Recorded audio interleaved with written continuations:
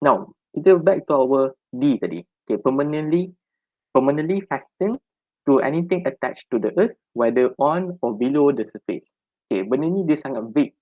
That's why we have to refer to cases to understand benda ni. Okay.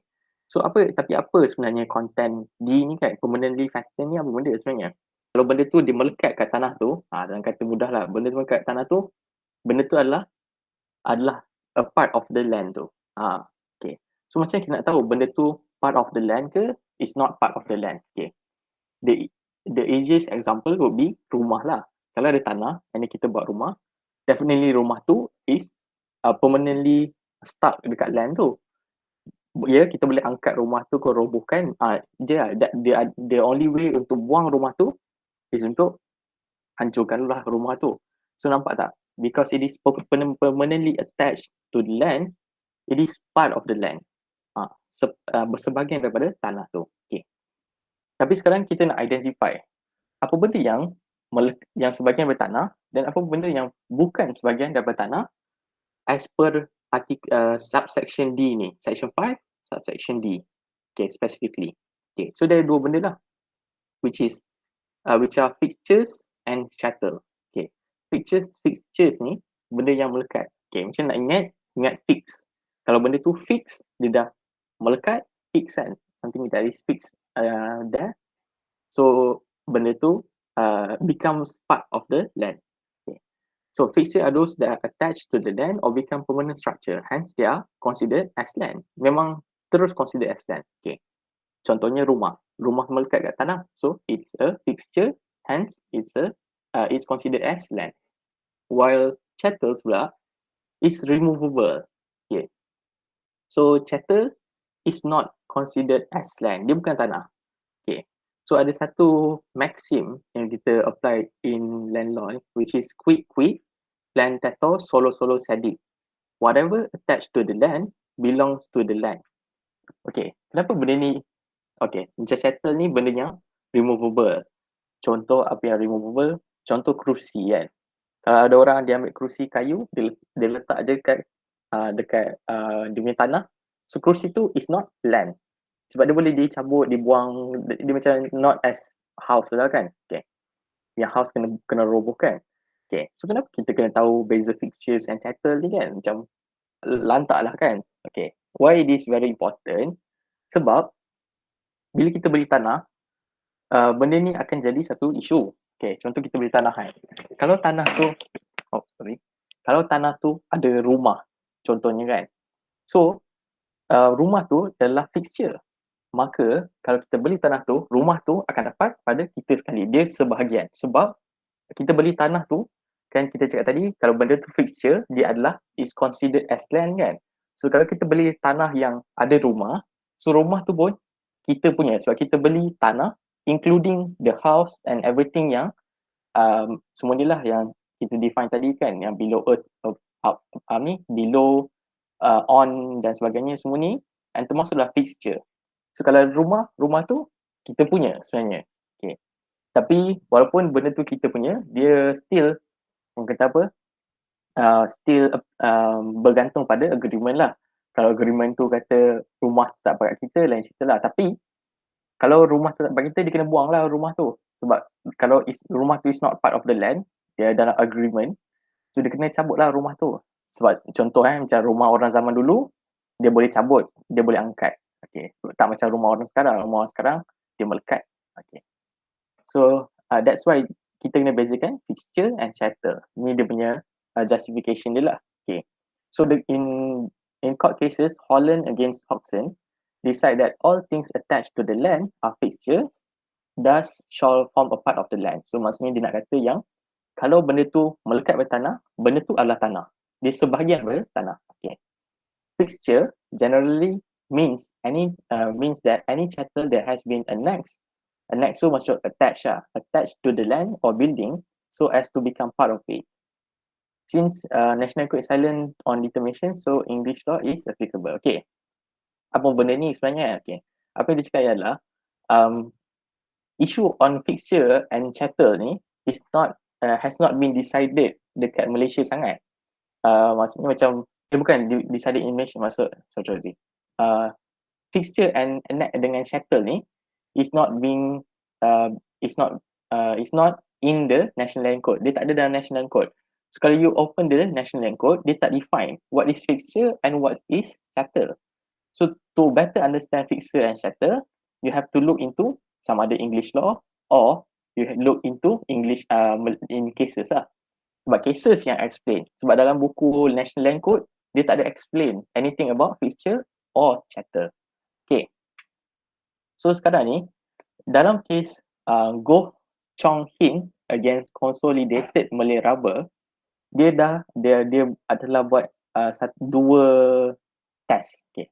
This is a test to determine sama ada benda tu fixture ke Chattel. Okay. So macam biasalah, macam kita belajar sebelum ni kan, ada dia punya elemen kan. Okay. So sekarang kita akan ada test pula. Apa beza elemen dan test? Elemen adalah kita kena fulfill, sebenarnya sama lah. Elemen pun kena fulfill all, test pun kena fulfill all. Cuma sama je lah. Elemen dengan test tu benda yang sama. Okay. So, and then nama je lain. Okay. So, dia ada dua test. Degree of annexation and purpose of annexation. Okay. So, degree ni, kita sekarang ambil degree, macam degree tu satu benda. Tapi kalau macam in this context, degree tu macam dia punya possibility ataupun berapa jauh lah benda tu ada. Dia punya pergerak, apa kan orang kata, dia punya tahap dia, satu tahap. So berapa tahap dia benda tu annex. So berapa tahap dia benda tu melekat kat tanah tu. Okay. Untuk kita tahu, kita apply lah dua-dua test ni. Kalau contoh, kita bagi contoh rumahan. Kita akan ambil rumah tu, kita akan lalukan rumah tu kat dua-dua test ni, baru kita boleh decide sama ada benda tu adalah fixture ataupun Chattel. Okay.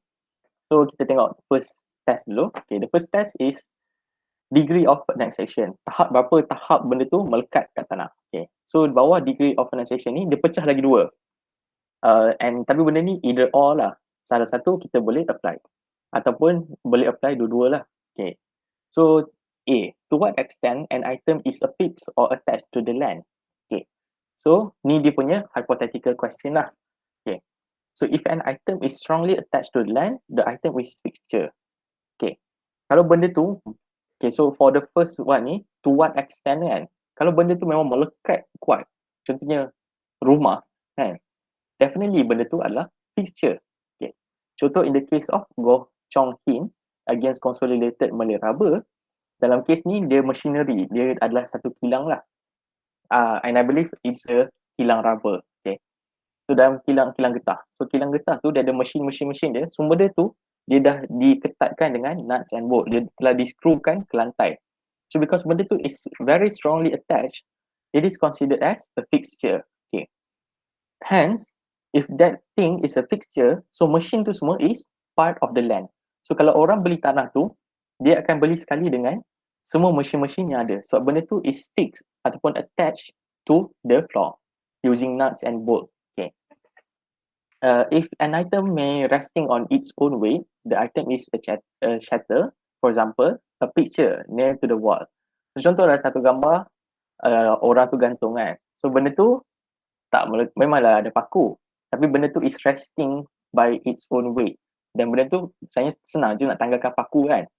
So benda tu is not fixture, it's Chattel. So kalau ada gambar-gambar kat tanah tu, kat rumah tu, katalah rumah kan, rumah tu ada gambar banyak gambar kan, mungkin dia artisan dan sebagainya. So kalau kita beli tanah tu, gambar-gambar tu is not part of the land, so kita tak dapat lah. So tuan tanah tu boleh ambil balik. Okay, itu the first one under degree of annexation. The second one under degree of annexation adalah to what extent an injury will cause for the item to be removed. So kalau benda tu melekat kan, okay, macam kita kata tadi macam ni kan, kita compare paku dengan macam tadi kabinet. Okay. Kabinet kan dia fitted kan, dia kalau orang buat kitchen cabinet ke apa, dia akan buat benda tu ukuran dia dah betul-betul exactly masuk, elok je kan. Okay. So kitchen cabinet ni kalau kita keluarkan memang susah lah, kita kena pecahkan ataupun kita, kalau nak keluarkan tu boleh, tapi mungkin dinding dia akan rosak dan sebagainya. So it's a fixture lah sebab dia memang melekat. Sebab tu kalau orang beli rumah with kitchen cabinet, Usually kitchen cabinet tu dia tinggal, dia tak bawa sebab susah nak bawa keluar. And plus benda tu is a fixture. So fixture part of the land. Okay. Kalau benda tu contoh macam tadi paku, kita compare dengan paku kan. Paku kita cabut je pakai hammer ataupun tarik je keluar kan. So benda tu tak melekat pun. So it's not a fixture lah, it's a shutter. So kalau kita boleh buat keluar je senang.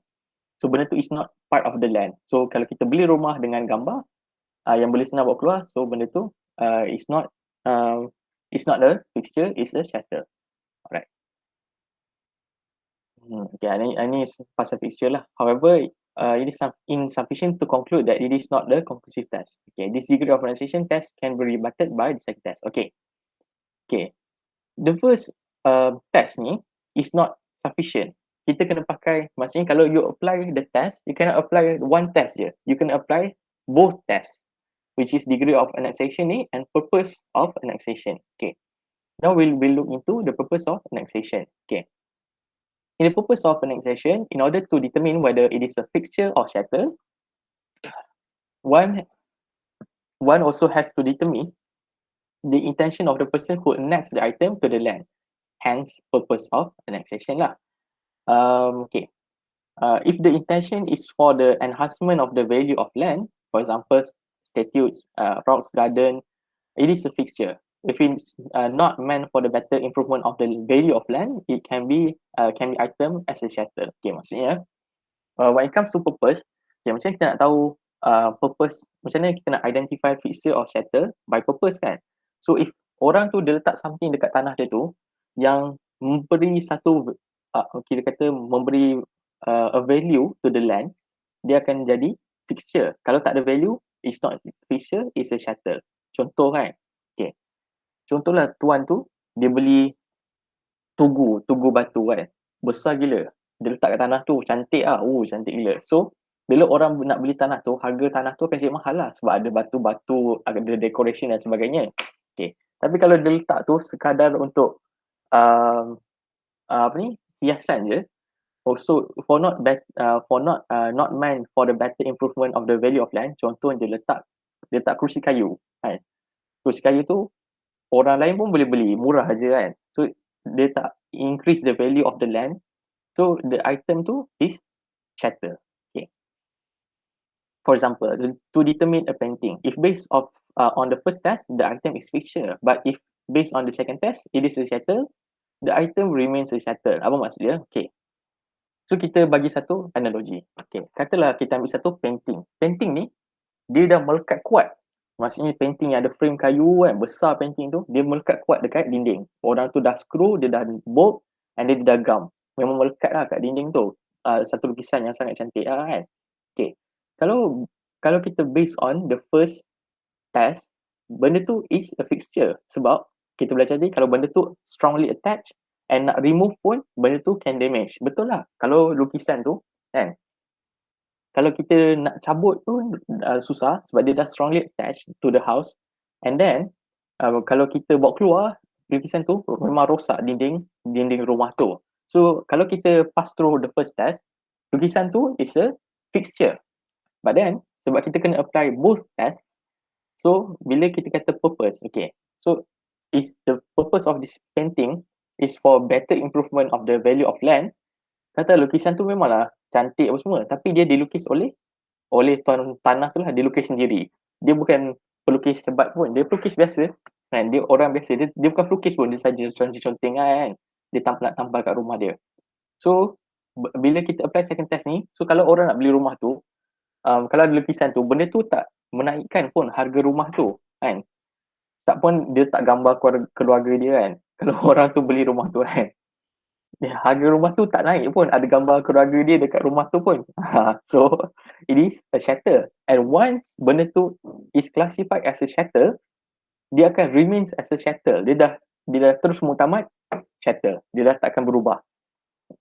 Okay, so maksudnya dalam kata lain, the second test ni dia boleh supersede the first test. So kalau first test tu kata benda tu fixture and part of the land, tapi bila dia go through second test and dia become shutter, it will remains as a shutter. Dia tak akan berubah. Okay. So second test ni determine everything lah sebenarnya. Okay. So ini adalah antara cases lah yang had been decided. Contoh ni tadi kita dah tengok case ni. And then Shell Company of Federated Malaya against Commission of Federated Capital of KL. Dia kata underground storage petroleum tank is a fixture. Betul lah. Sebab when you have satu benda tu is susah nak bawa keluar, first test.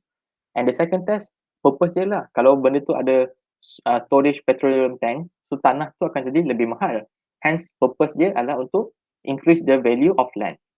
Okay, and then kita ada case against Song, house built on stilt is a chattel. Okay, stilt ni apa? Maksudnya, rumah yang dibina atas, macam rumah kampung lah. Dia ada tiang. Dia ada tiang. Okay.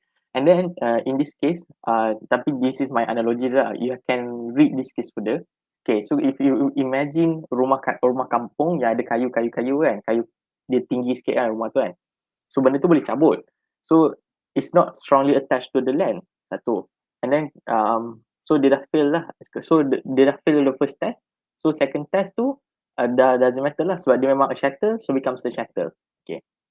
So, and then the case of Holland against Hodgson, kitchen cabinet installed in the house affixed with nut and bolts is a fixture. Sebab memang susah nak bawa keluar. And bila ada kitchen cabinet, rumah tu akan lebih mahal. So, hence the second test, purpose of annexation. Okay. Tapi dia ada exception. Okay. Walaupun kita belajar, kita dah katalah kitchen cabinet kan. Okay lah, kitchen cabinet. Kita bagi satu contoh yang senang sikit lah. Pintu, okay. Katalah ada satu pintu kan. Okay, pintu susah nak bawa keluar. So dia fulfill the first test. And then the second test, bila katalah pintu tu dia ada kerawang-kerawang.